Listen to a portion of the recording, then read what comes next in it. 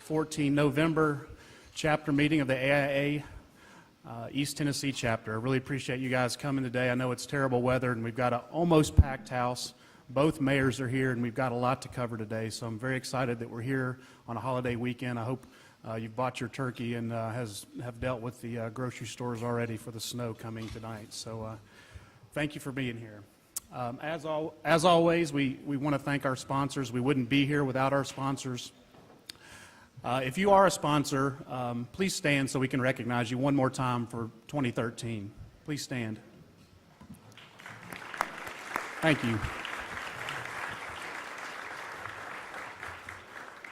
Just a quick reminder, sponsorships end in 1 month. So if you are a sponsor in 2013, you are not in 2014 until you re-sign with us. So we really hope you'll participate again.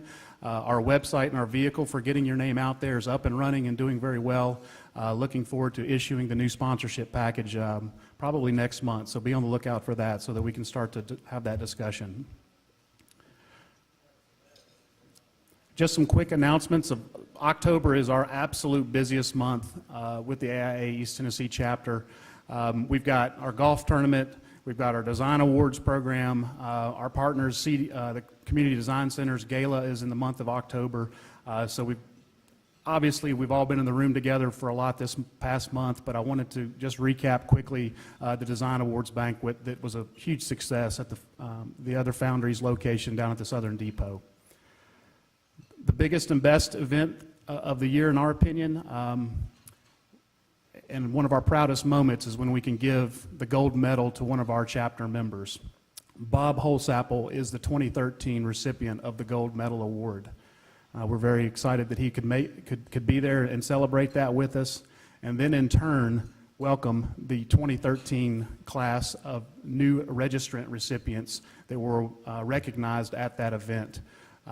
We had 13, like I said, of new registrants. It's a new tradition we've been establishing with our chapter. It's where our Gold Medal Award winners welcome in our new registrants. So we had 13 this year, and our Gold Medal Award winners were there in front. So we're very happy that they could attend. Also at the Design Awards, we had 10 winners out of 36 entries. 3 awards of merit were given. One to Bullock Smith and Partners, Smee Busby Architects, and Applied Research. 5 honor awards were given to Curb Architects, Red Chair Architects, Sanders Pace Architecture, Sparkman and Associates, Barber McMurray Architects. And 1 award of excellence was given to Sanders Pace Architecture. One award that is the event's most popular award is the People's Choice Award. And as you know, that award is voted on at the event, and we actually don't have an award ready for the recipient of that.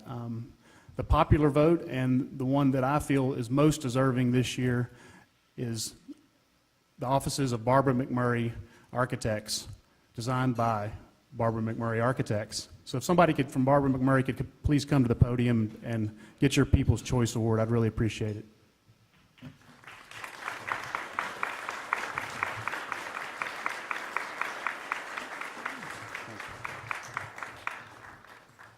We're certain that was a client-driven project, very much so, more than the architects, so we're very proud of them. I want to welcome Gene Burr to the podium. As you know, from the past 2 to 3 months, we've been working with our repositioning grant that we were awarded about 3 months ago. We received $16,000 from the national chapter for our education initiative with schools here in East Tennessee that will be spread across the state as well as across the nation. Gene Burr has been heading that initiative. He was the grant writer and has been chairing that committee. I'm going to welcome Gene Burr to the podium.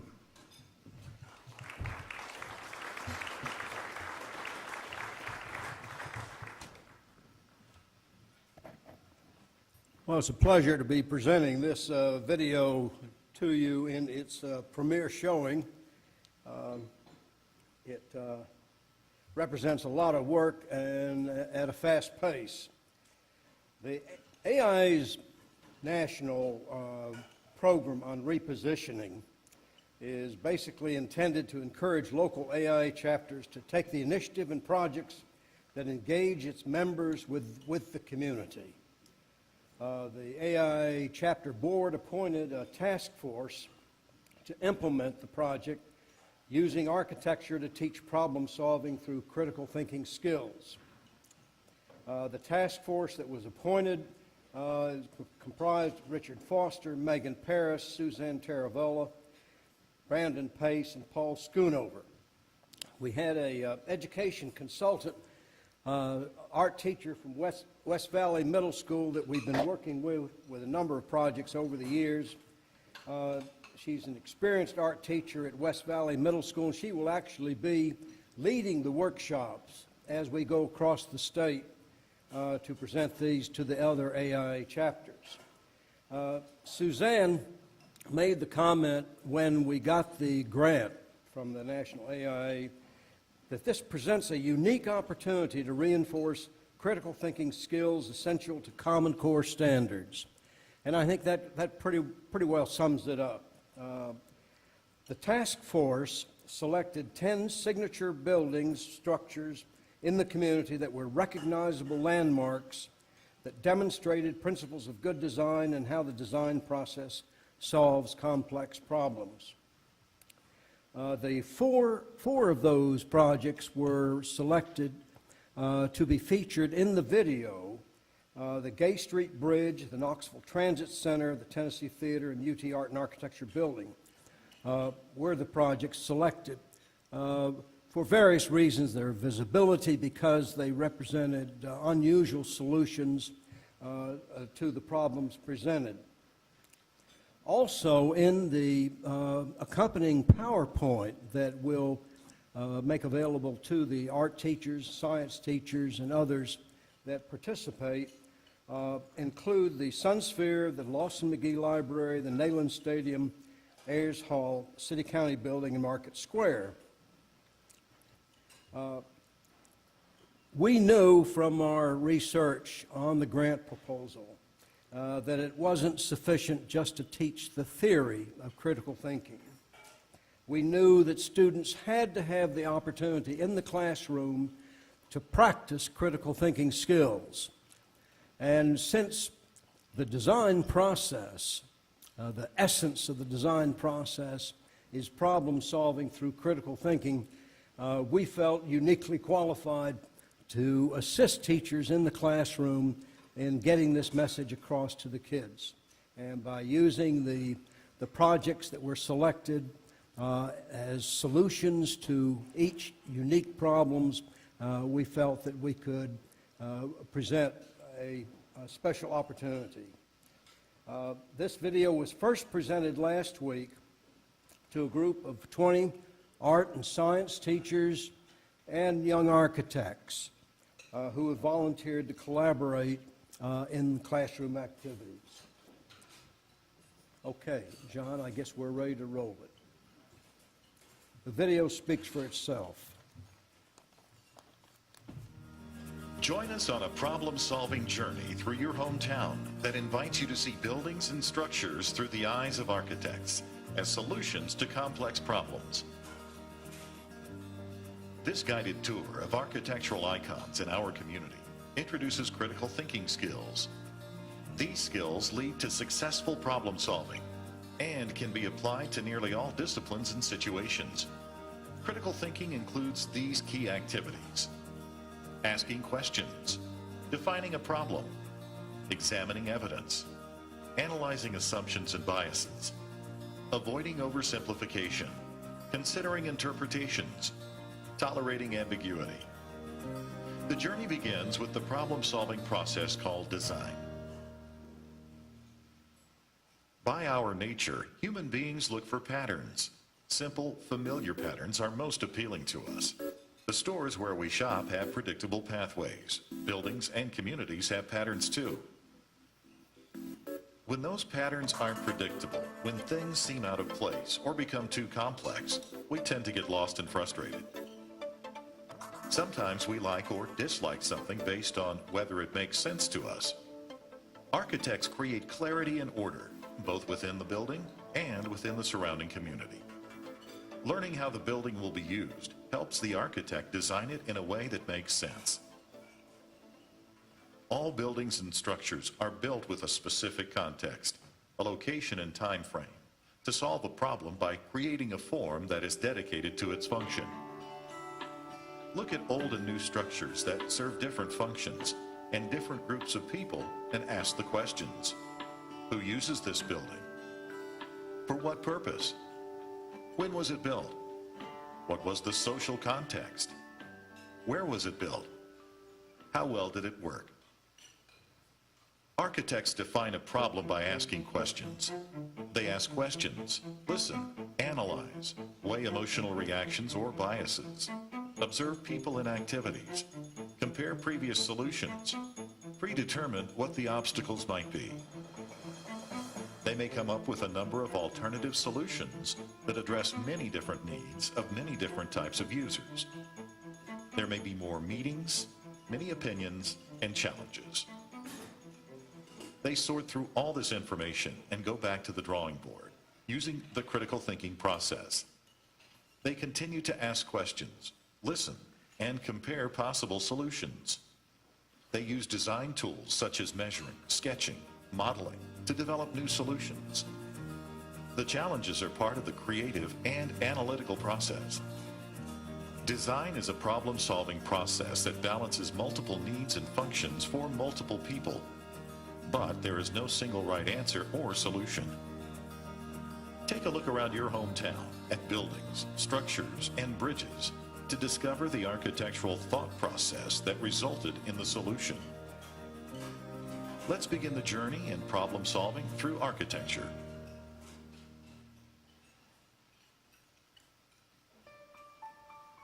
Bridges. They define the identity and character of many cities located on water. The Gay Street Bridge opened on July 9, 1897. It defines Knoxville as a river city. Bridges cross water, connecting communities that were once difficult to reach.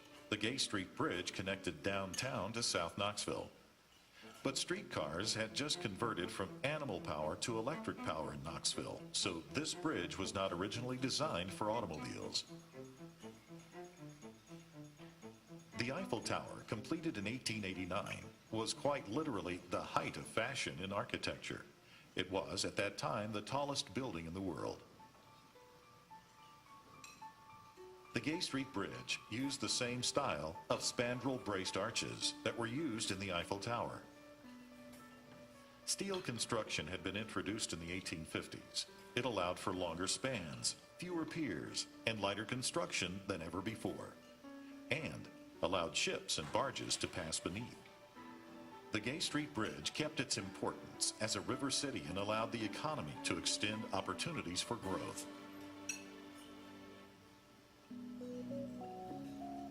Bridges can do more than connect remote locations over water.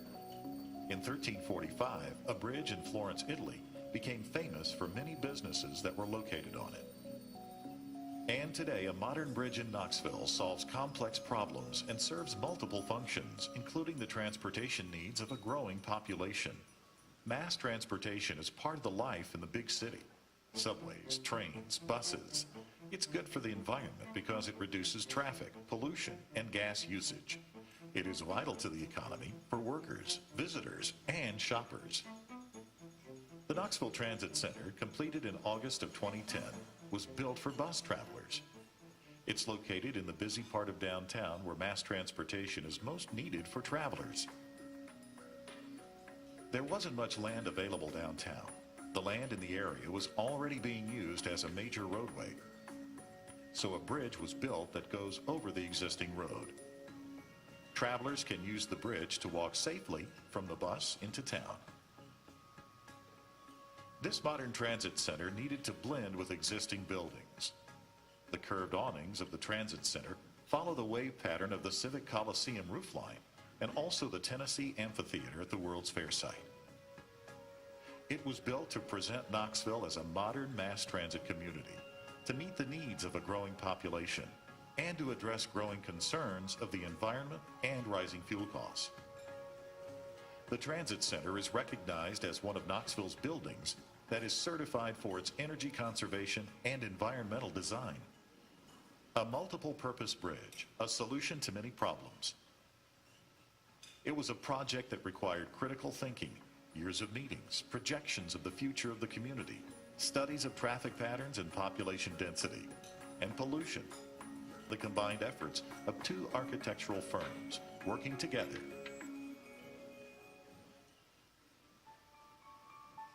The Tennessee Theater, opened in 1928, is Knoxville's grand entertainment palace. It is the official state theater of Tennessee, and it is listed on the National Register of Historic Places. The first air-conditioned public building in Knoxville, it was designed with elegance in mind.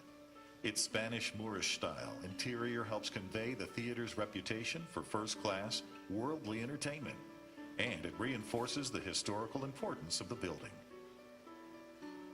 After years of vibrant use as a movie theater, followed by years of neglect, it was restored in 2005 to be used as a performance venue and also to show movies. The restoration required an innovative engineering solution that extended the back of the theater over State Street to allow for expansion of the stage area. The restoration of old buildings like the Tennessee Theater requires a complex problem-solving process, including how the stage was expanded over a street. There are many technical and cost considerations. Why not build something new instead? In addition to cultural value and historical significance, restoration may be a wise use of existing resources. A new energy-efficient office building that includes as much as 40% recycled materials would still take 65 years to recover the energy and resources lost in demolishing a comparable existing building. And renovation may also be important to the economy of a city. The renovation of an old building can be the starting point for the redevelopment of a block, street, or district. Such was the case in downtown Knoxville, an area that is still experiencing renewed interest and growth.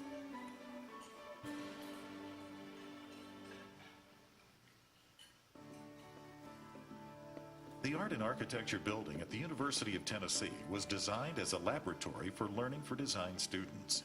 It represents the field of architecture with its modern design. It was designed by an architecture firm that won a design competition with 50-plus entries. The building was completed in 1981. The building houses the UT College of Architecture and Design for students of art, architecture, interior design, and landscape architecture. As a learning laboratory for teaching architecture, the building demonstrates functionality, spatial relationships, and environmental issues. The building's exterior walls, commonly called the skin, were designed to reduce energy use. Windows can be opened for natural airflow. The multifunctional building has 12 divisions or sections, referred to as bays by architects. It houses photo labs, studios, a print shop, offices, a gallery, and a 125-seat auditorium. The long atrium space runs the length of the 360-foot building. Each end has a fire stairway enclosed in glass. These features enhance the natural daylighting of the building, essential to its functionality for design students, and also enhances the sense of space while encouraging an open, collaborative working environment. The Art and Architecture building is a solution to the problem of how to design a building as a learning laboratory for design.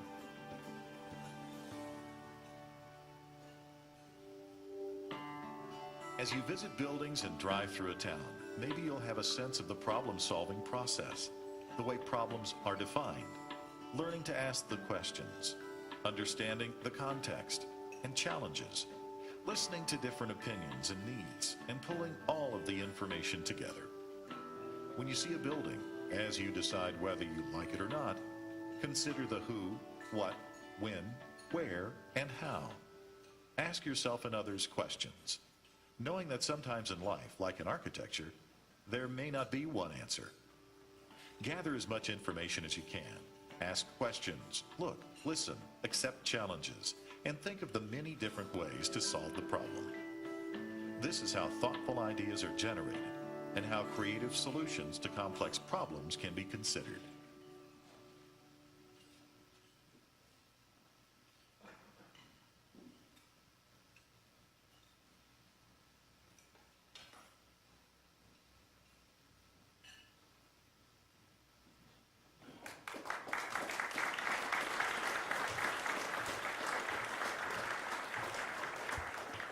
That website that you just saw, AIthink.org, has the video on it. So if you have friends, teachers who might be interested, clue them in. I'd like to ask the members of the task force who are present to please stand. Megan, Brandon, Richard, Suzanne. I guess Paul is still in Barcelona. And also like to thank Ascend Marketing for a terrific job in working with the task force in producing what we think is going to get a lot of mileage. Thank you.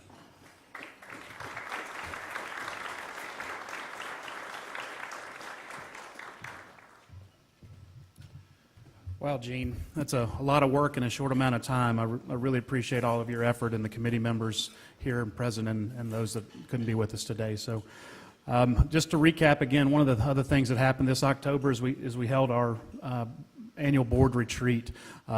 We've started this, I think Kelly Hedden started this as our immediate past president who's rolling off the board this year.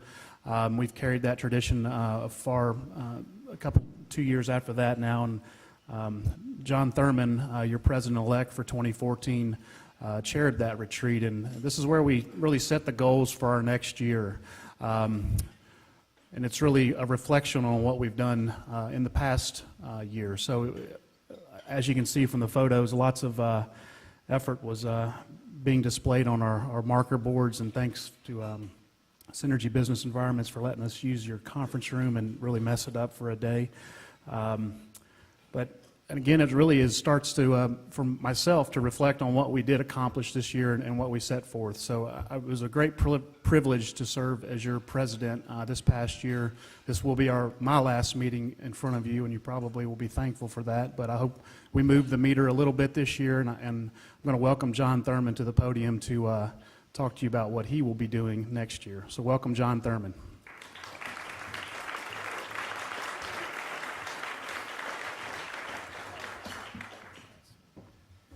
Thank you, guys. Great crowd tonight, or this morning or afternoon, wherever we are. I just had a baby. Not me, but my wife. Quickly, though, everybody does, like John Sanders said, his last meeting is our last meeting of the year, and I know John Sanders outside of architecture, and you know he is passionate, and he's carried that passion through to the AIA, and he really does love this organization, and I want to commend him for his leadership this year through our programming and our we've grown our membership. We've received national recognition through these grants and other things. So that's just the beginning of how we're progressing as a chapter. So I'd like everybody to thank John Sanders, if you will.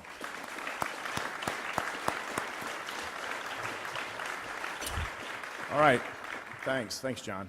The main thing today, like I said, last meeting, but before we can move forward next year, we need to get our board in order. We have, as you know, we have a board that oversees our local chapter. There's members represented from AIAS, allied members, associate members. The University of Tennessee has a liaison. So it's a pretty diverse group that tries to represent our membership. You serve a 3-year term, and we have some people that are rolling off this year. Kelly Hedden, as the immediate past president, he served as president before John and did a great job in getting the ball rolling on some of the programming that we've done. Like he said, he started the board visioning retreat, so he's done a great job, as well as Hal. This is his 4th year. He's served a term plus, and the treasurer is a hard role, and he's done a really nice job. John McCrae has served as the multiple roles on the board, but most recently as the awards chair, and he's done a really nice job with that. He's rolling off the board, and then Brent Williams has served as the allied representative, and he's really well connected with a lot of our associate organizations, and so he's going to continue that communication between us and CSI and others. So please give these 4 guys a round of applause for their service.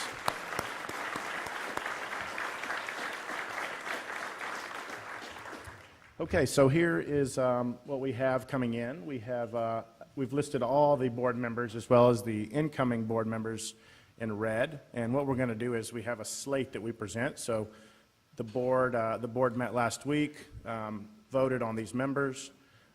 We approved them, and then we're going to bring it to the membership once I finish real quickly describing everybody for one vote. Christina Pint with the Lewis Group, Chad Botger with BMA, and Peter Ludman with Cope and Associates. They've all agreed to serve, as well as the people that are already serving. Matthew DeBartoladen of Synergy Business Environments will serve in the allied role. Megan Perez has been serving in the associate representative role since Suzanne Taravella rolled out of that, but I think we wanted to make it formal and formally put her in that role. So that's why she's in red there. The AIAS, Brianna Carlton has been involved, and they will also be transitioning this year. That's kind of a unique position. So anyways, those are the board members and the proposed board members. And then you guys voted for me last year to serve in this role. Robin McAdoo, we're putting forth, these are the officers which will make up the executive committee. We have Robin McAdoo as president-elect, Josh Wright as secretary, and then Brian Pierce has agreed to be treasurer. And then you have John Sanders, of course, as the immediate past president. So what I'd like to do is, since the board has already approved this, I'd like to just, is there any discussion about the proposed slate of board members? Is there any nominations from the crowd? Please no. All right. All in favor? Aye. Are there any opposed? Okay, good. Well, why don't we welcome everybody on the board? Please stand to be recognized.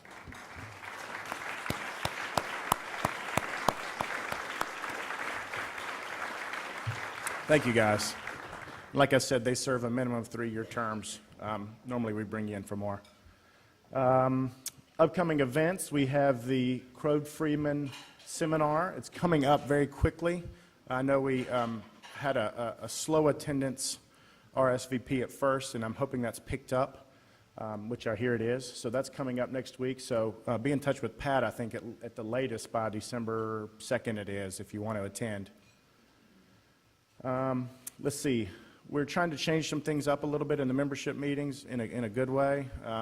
We normally have our AIA state representative and then our new state executive, executive director. Her name's Ashley Cates. Those people normally come in January, but that role is primarily based around legislation in the state. So we're thinking maybe later in the year. So we have a TBD on the program. We have a fallback, but we're trying to see if we can align that better to serve our membership in terms of when they come to speak about what's going on the state level. So, but go ahead and put on your calendar. If you're like me, you have a reoccurring thing for all year, go ahead and set it up for next year. We keep the meetings the exact same. Okay. I'm sorry I don't have a very formal introduction, but we have both of our mayors, our city mayor and our county mayor, here today to talk about architecture in our community and things they've been doing. So Mayor Madeline Rojero is finishing her 2nd year in office and was previously the community development director. But let's welcome her up and hear what she has to say.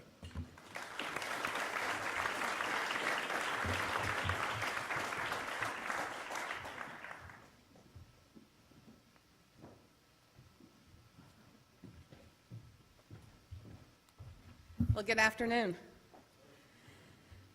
I am very pleased to be here. Appreciate being invited back to talk. A year ago when I came, I had just finished my 1st year of office and tried to share with you all some of what we had focused on, what we had accomplished, what we had started working on for our 2nd year. And so it's nice to be able to come back a year later and kind of update you on that. I want to recognize one of your colleagues, fellow members, but a member of our city council, Dwayne Grieve, is back there. Thank you, Dwayne, for being here. I can assure you that he advocates for good architecture and good sound planning for us as a member on city council. Also want to recognize Mayor Burchett. You'll hear from him in a minute. We're on the podium a lot together, and it's always a pleasure. I brought with me also Bob Wetzel, who's our Director of Redevelopment. When there's time for questions and answers, if you stop me, then I'll have to turn to Bob. So he knows a lot of details that I don't have just at easy reach. Also appreciate John Sanders as the outgoing board, and John Thurman, look forward to working with you to be helpful to you all in whatever way we can.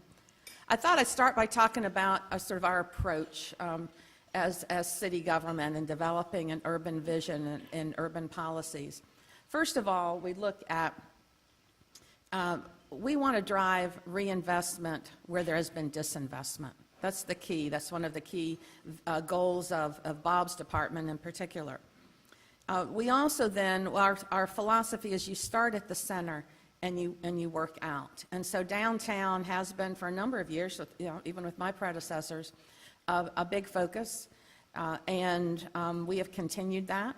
And we also focus on the commercial corridors as they extend outside of the city. So in addition to downtown, we're looking at improvements and working very intentionally with in downtown north area, Broadway and Central Avenue, particularly Central up into Happy Holler. The East Magnolia Warehouse District, we have a focus on in a redevelopment area. Cumberland Avenue is one of our focus areas, and we're really beginning, you're going to start to see, we've been in plans for years on that, and I'll talk about that, but you're going to start to see some construction delays on that. And of course, the South Waterfront. We've had a major focus on that, and with the economy, you all know, many of you participated a few years ago in a planning process, a pretty extensive planning process to outline a vision for the South Waterfront.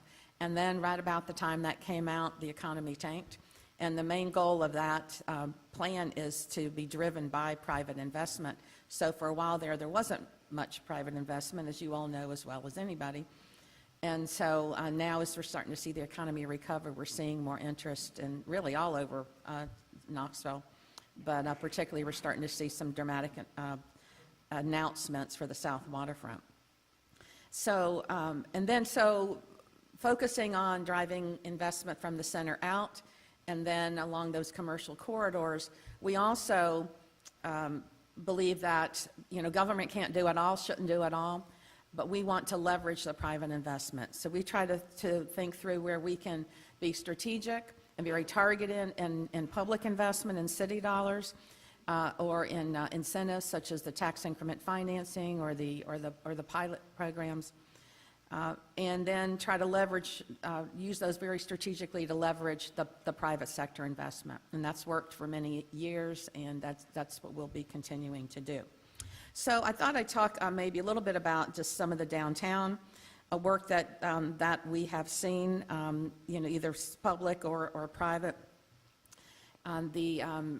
Well, you've seen the buildings that are coming back, the construction, and many of you, and if I don't mention your project, please don't hold it against me. I realized as I was sitting here, I'm going to highlight a few projects downtown, but and in the community, and you may be working on others, and we're glad to hear about that. But, the good news is there's more and more activity downtown. And we're seeing with the buildings, some office space being turned into apartments, like at Medical Arts Building, the old Arby's building turning into apartments. We've seen the J.C. Penney's building. Now they're about to get rolling on that. And what I've been waiting for is urban bowling. And I understand that we're close to having that in that building. The Kimberly-Clark, as y'all know, Kimberly-Clark, the company, moved out of downtown. The good news is they stayed within the city, and they took a portion of the old Goodies building, and moved their 300 employees there. But in that space, so Fred Langley bought that building, the old Kimberly-Clark building, and his goal is to get that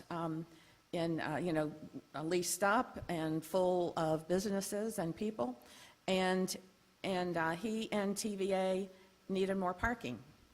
And so what we found is, as things are going so well downtown, there's plenty of, I've always gotten a parking spot going downtown. There's always parking. But we know that there are some key, if we can have some additional parking spaces, then it'll help TVA to fill their vacant tower, potentially 800 more jobs downtown, can help folks like Fred Langley fill his office building. So we started working together first with TVA, And then it switched, and instead of being a city and TVA project, it became a city and basically Fred Langley project. And so the city bought the land and is providing the land, and then the private sector, private developer will develop the parking garage. It'll serve offices during the day, and on nights and weekends, then it'll be open for us to use for public use. And so it meets our need to have more parking for the evening events, and it meets the office needs as well. And the good news is the fact, since this is going to be basically a private development, then it's on the tax rolls, which it wouldn't have been if TVA owned it. It's subject to the downtown design guidelines, which is good news. And then it's also can be built quicker because you don't have to go through as many hoops as you do with a federal project. So I really don't like to focus on parking garages a lot, but we do know that with a lot of this other development, that having parking in the right places is important. We want to promote the streetscapes, walkability. We've done a lot of work up and down Gay Street, and we're now finishing our sort of the final part of Gay Street up on the, what block is that? 500 North block, right near where the Flying Anvil Theater has opened up. That'll be kind of the last part of Gay, where we have major streetscape improvements. We will be getting to the medallions, though, in the corners, down the lower end of Gay Street, believe me. But, we've done quite a bit to work on the theater district where the Emporium is, and on up to this 500 North block, and then further south. So as we're doing those public improvements, we know that we needed the parking. So we're working out the deal with Langley. We also have finished the project with the State Street parking garage. And here was an existing garage that needed both to be shored up. The foundation needed to be strengthened to meet new regulations and to allow for future vertical expansion. But we added one deck ourselves and then created the walkover over State Street so that there's a direct access to Gay Street, which would make it safer for pedestrians, for users, but also just an easier experience for those who are parking and trying to get to Gay Street and onto Market Square.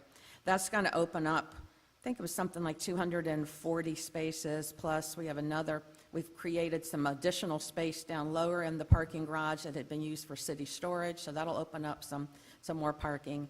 And so there'll be about 1,100 or so parking spaces there.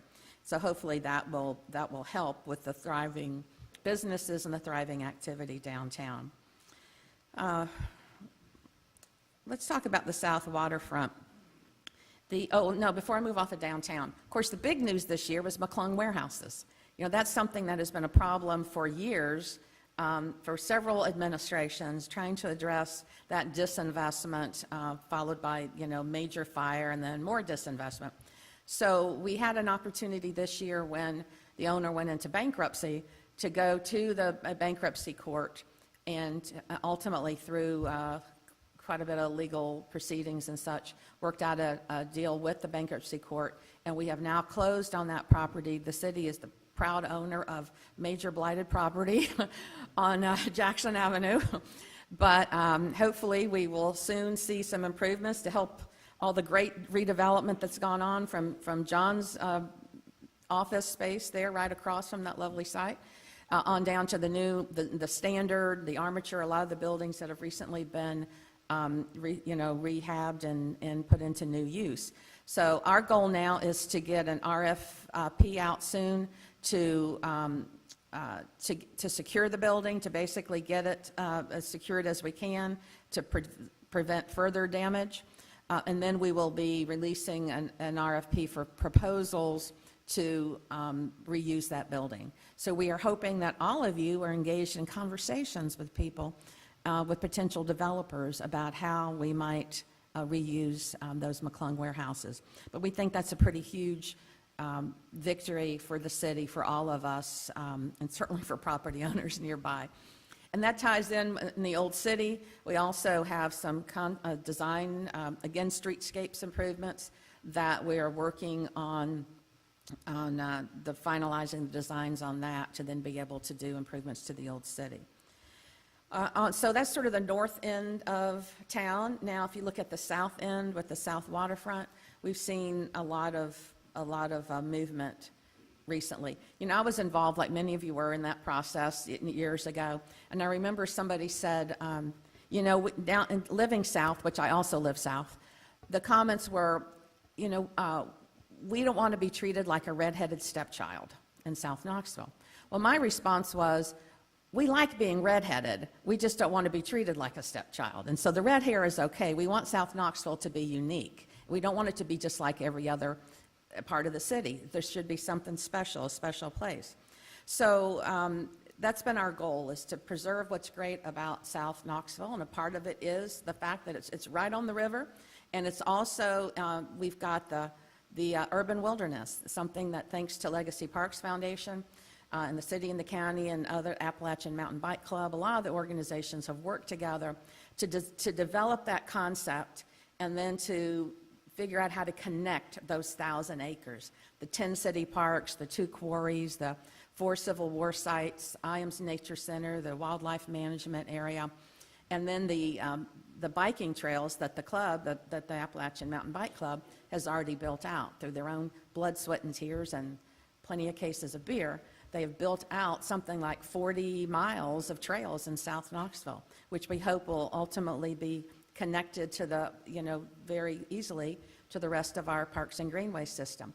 Meanwhile, yesterday I just went out for a tour in advance of a ribbon cutting, which will happen on Friday, of the Fort Higley Civil War site, which the Aslan Foundation has purchased that land and is preserving in a really beautiful setting that Civil War site. And it's a wonderful view if you get a chance to go out there. It's, you know, right off Cherokee Trail. So all of that, so you have the Aslan Foundation that's actively buying property around that area and trying to preserve it for wilderness and historical use and the enjoyment of people in our city and our region. And you've got that tying in with the broader urban wilderness theme. Of course, a key part of preserving the urban wilderness was stopping the extension of the James White Parkway, and that's something that we were successful in doing this year with a vote from the Transportation Planning Organization to take the federal funding out of that project, which in essence is what is you know, has killed it. And you know, that's something that I say in my job I learn all the time, that good, reasonable people can often disagree on our direction, and that's certainly one area, because I have very good friends who very much wanted to see that road put through, and then other good friends that wanted to see it stopped and really to preserve that part of our community as a regional asset for outdoor recreation and for preserving the natural beauty of our city and our region. So that was a key part, though, to preserving the urban wilderness. The Wood family, Pat Wood and his family, they donated 100 acres most recently, which was a prime location, basically at the end of the existing parkway.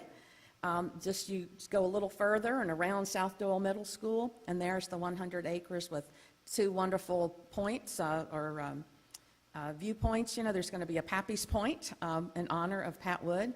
That will be a trail up, and then you have a beautiful view of the city and you know, 360-degree view from that. That was a key part of really, it was a key donation of land to try and help build out that urban wilderness. Our vision now is for the bridge south to, you know, the South Knoxville Bridge or the James White Parkway, for that to be the front entrance, the door to the urban wilderness. And we're working with the governor and TDOT right now about getting access to that land so that we can make that the grand entrance to the urban wilderness. We've extended the City View Riverwalk. Again, we've in phase 2 of that, and that's been completed. We are redesigning the Fort Dickerson entrance. Fort Dickerson Park, it's a wonderful park. It's underutilized because it's very hard to get in and out. Most people don't even realize that it's there. And so we'll have a lovely new entrance that tees up with Woodlawn Pike with the lights right there at Woodlawn, and there'll be sidewalks and such, so it's possible to get up there. Of course, the big news is Baptist Hospital. My office, I have to tell you, I sit at my desk and I look directly out at Baptist Hospital, and that is a $165 million project that they should close on the property soon and anticipate starting right afterwards with the hazmat abatement in the hospital, and then also and y'all might know that, so the hospital, most of it's coming down. The professional building that's closest to Gay Street will be a hotel and some special apartments at the top that will be served by the hotel services. There'll also be other apartments with structured parking, so if you live on the third floor, you can basically drive your car up to your parking at the third floor. There will be student housing just east or west of Henley Bridge, and that will get started pretty early in the process. So they're phasing out this development. And there's more to it than I'm just telling you, but that's some of it. So that's pretty exciting for us. I think that's going to be a real start the domino effect for South Waterfront. Right next to their property is the Holston Gases property. Next to that is the asphalt company. And next to that, we're heading east, is Suttree Landing Park. And the city is putting about $7.5 million into developing that city park for all of us to enjoy. And that's, we're in the, when are we going to go, when will we start construction on that, Bob? Out to bid by the first of the year. So we'll start seeing some good progress there. That also involves some street work as well. And the hope is then, and we're in touch with the private sector that owns the private developers that own the property surrounding that, are kind of right behind it, and hope to see development there in the near future.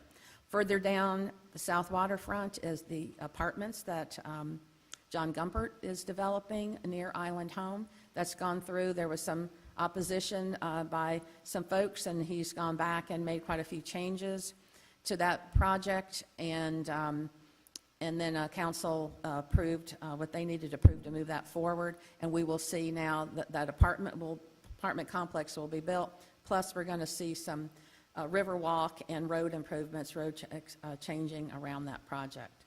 So that should be happening soon as well. I know I'm going to run out of time here. There's so much going on. I guess, are we going to have time for questions afterwards, after both of us speak? Is that how you want to do it, John? Okay, all right. Well, I will tell you, with Cumberland Avenue, we have been working for years with the merchants, the property owners, the neighborhood, the university, the hospitals, all of them, to try and get a plan to improve the streetscape there, to make it safer, to make it a more walkable place, and to make it a place where people will go to and not just drive through as quickly as possible.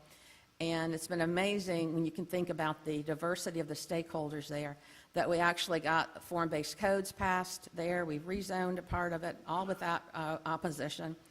And we're already seeing over $100 million of new investment by the private sector right in that area as a result of this plan.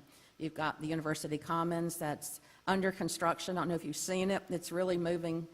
You can see it going up right now, and that's at the farthest end, closer to Alcoa Highway. And we've got some student housing that's being built where the old BP station was, and the Hilton Garden Inn just recently opened. So we're seeing a lot of new investment in that area. I'm going to stop there because I want to give Mayor Burchett time to talk, but I'm very willing to answer any questions you might have about any of the projects we're working on, or our philosophy behind it, how we pick what we support or not, and be glad to answer any questions that you have. Thank you.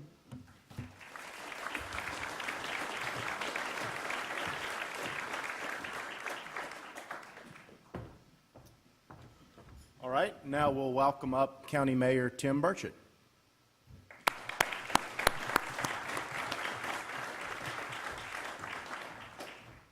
Well, thank you for the opportunity to be here. I'll be very brief.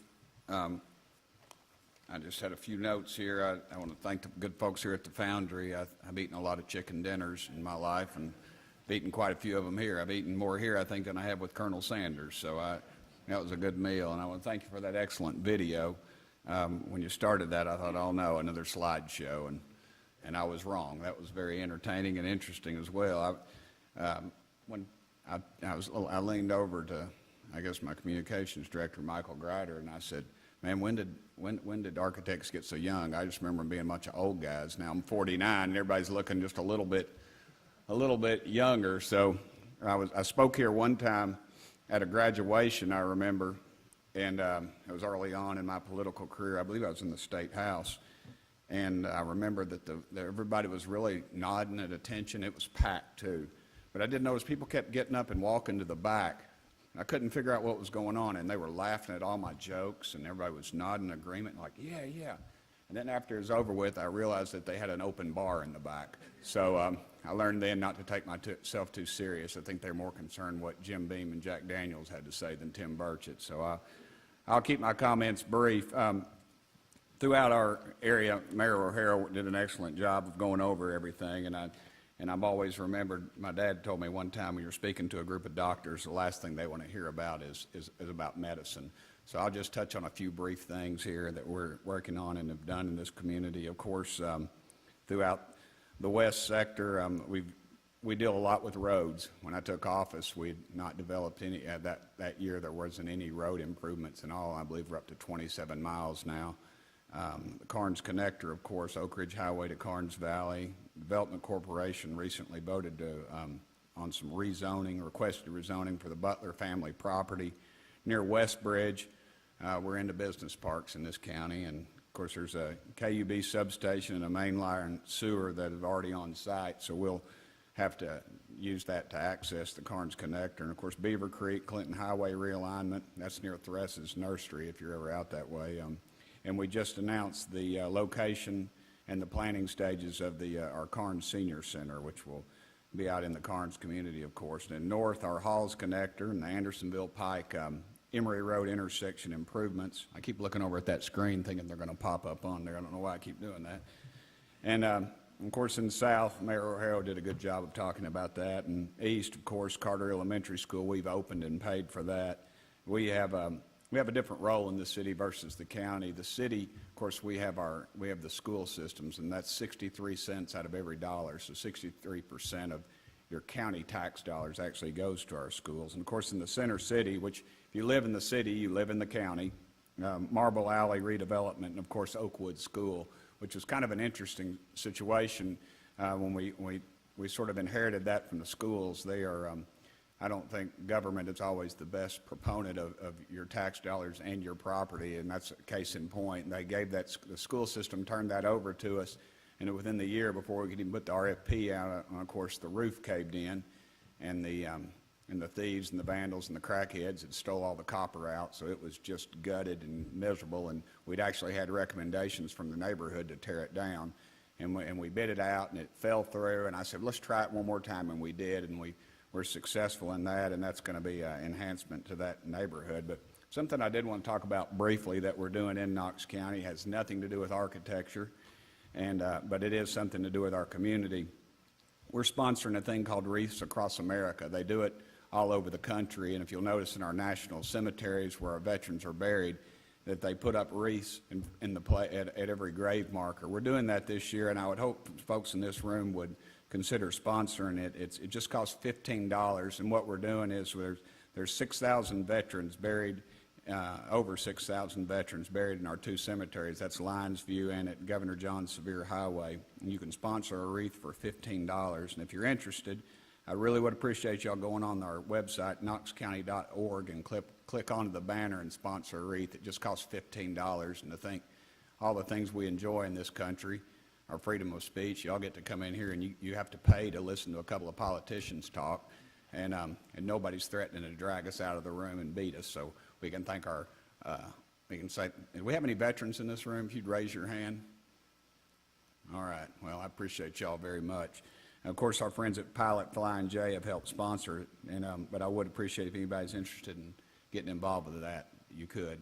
I've taken up, I think we're about to run out of time anyway. I think Mayor O'Hara wanted to answer some questions. That's always a good thing, because she can answer all the questions, and I can sneak out of the back of the room to my next meeting. So, all right. Does anybody have any questions?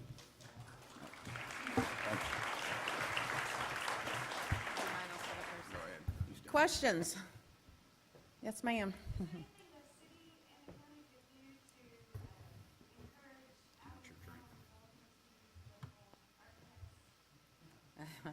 That's, well, that's probably more of a state function. I would think that you would,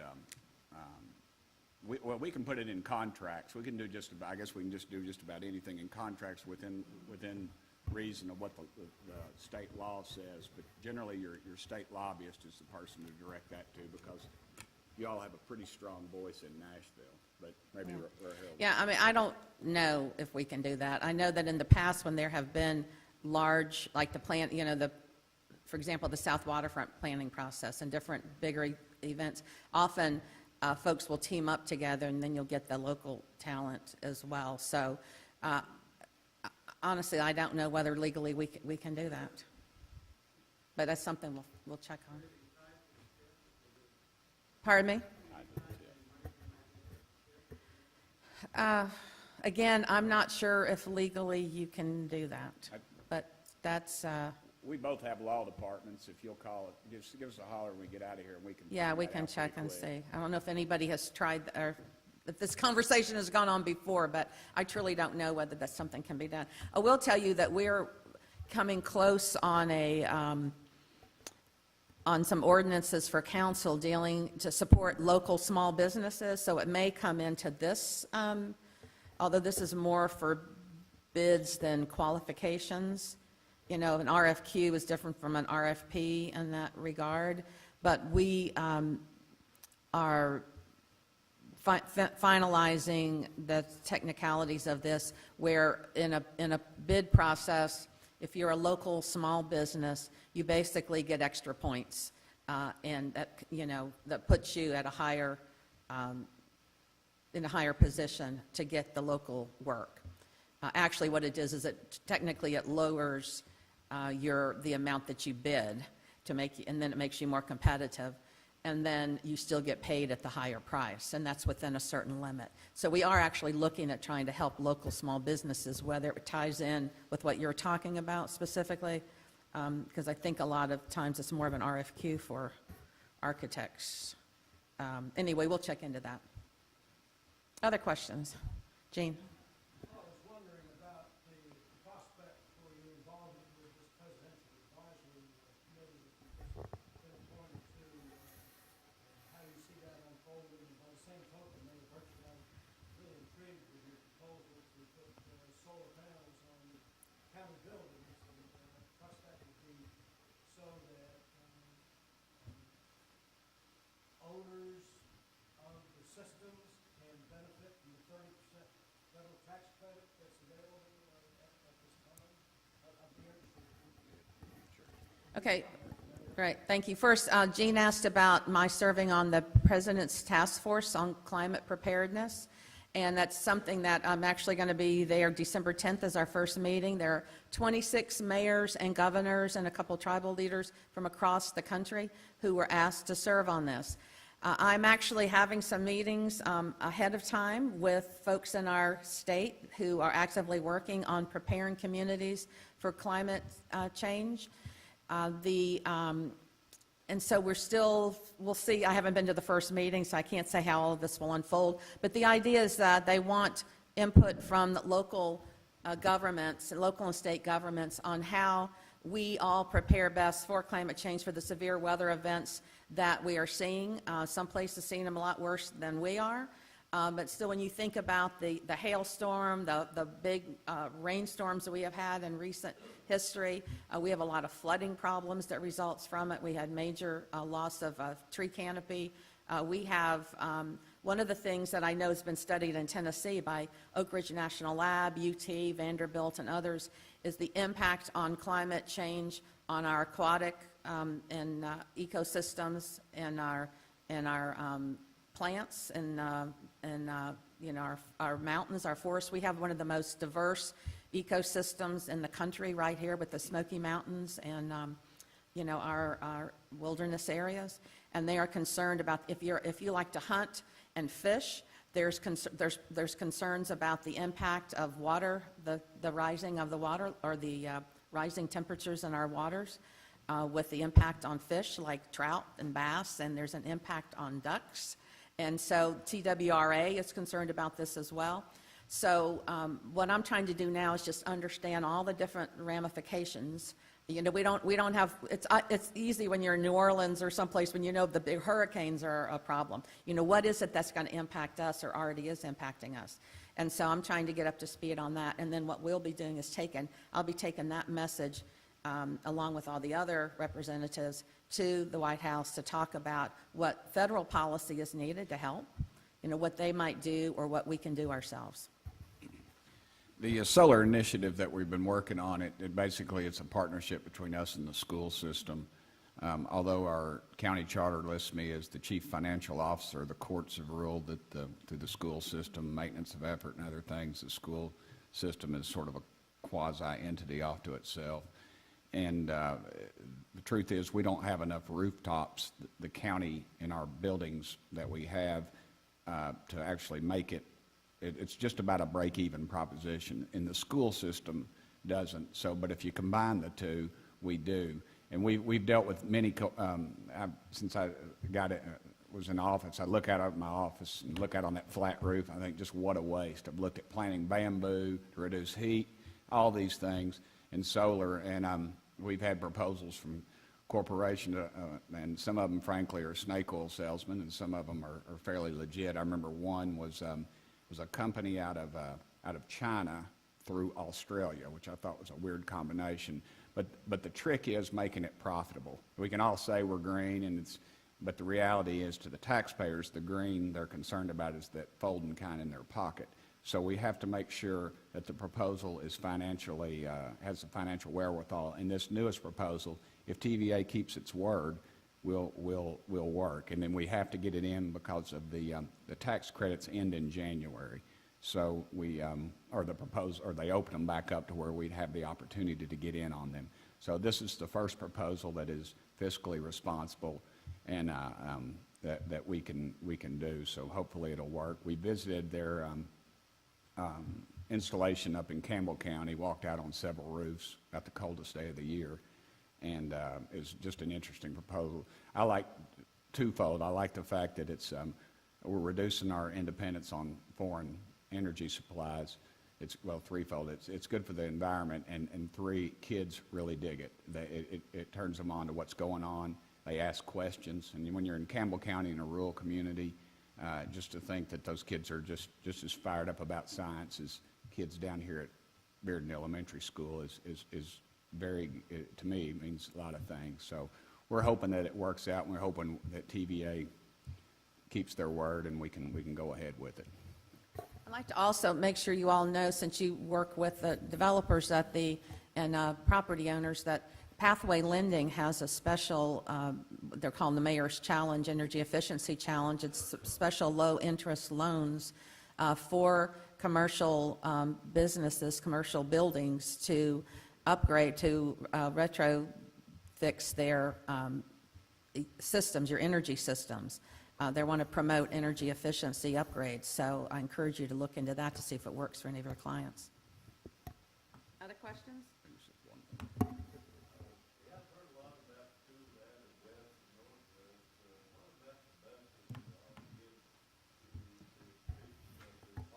Yeah.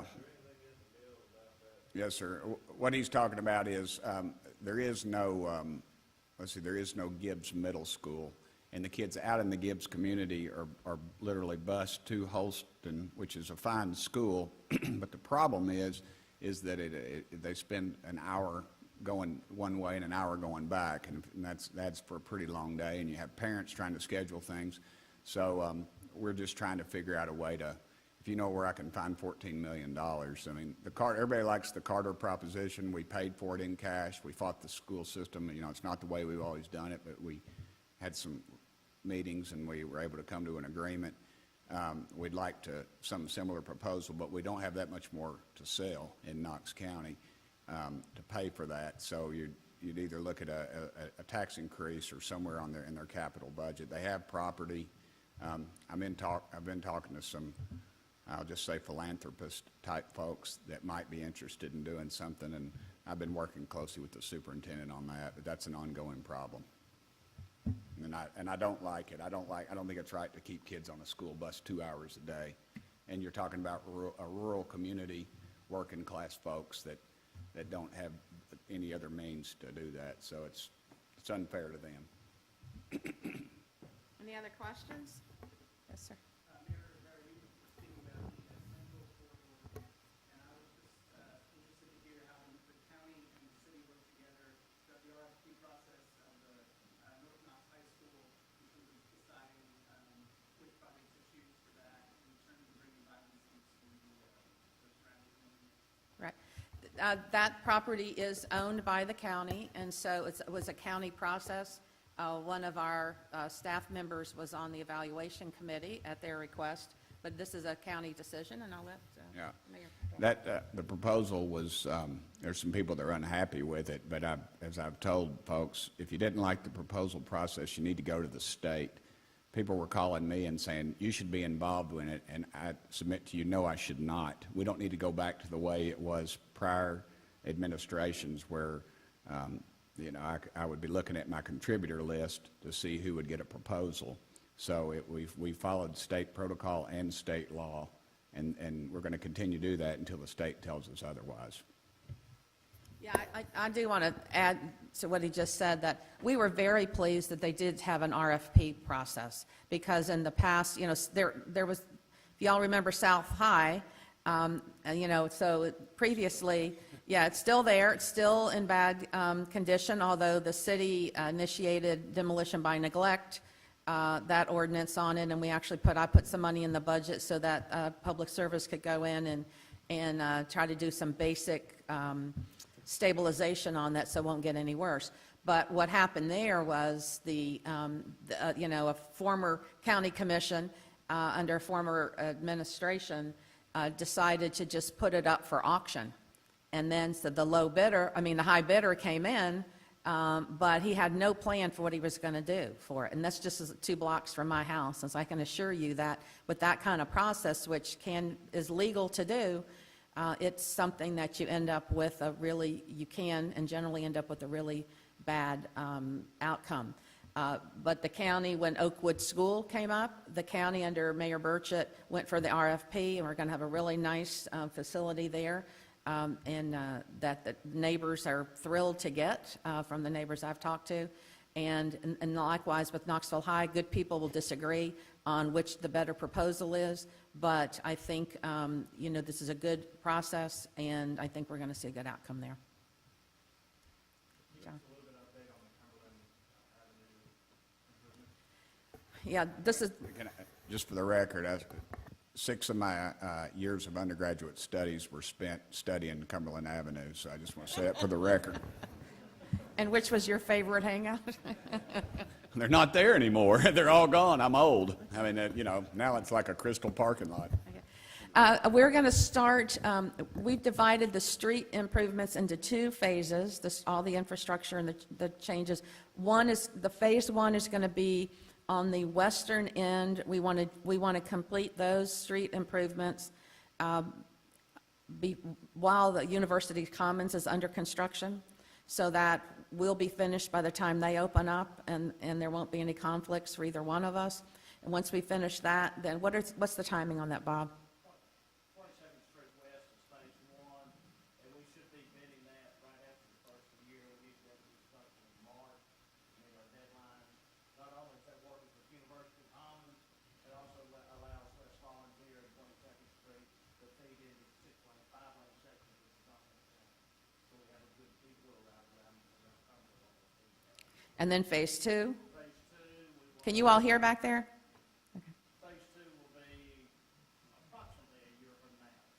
And that'll be working 2015 and 16. And that's from 17th to 22nd.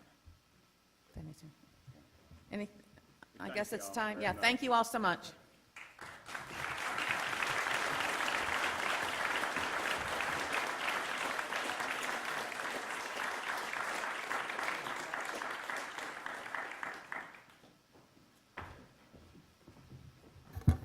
All right, I think that's all we have unless there's any other business. John? Okay, so have a good holiday, and then we'll see you in January. We'll approve the budget at the January meeting, and we'll be keeping you informed going forward. Thanks.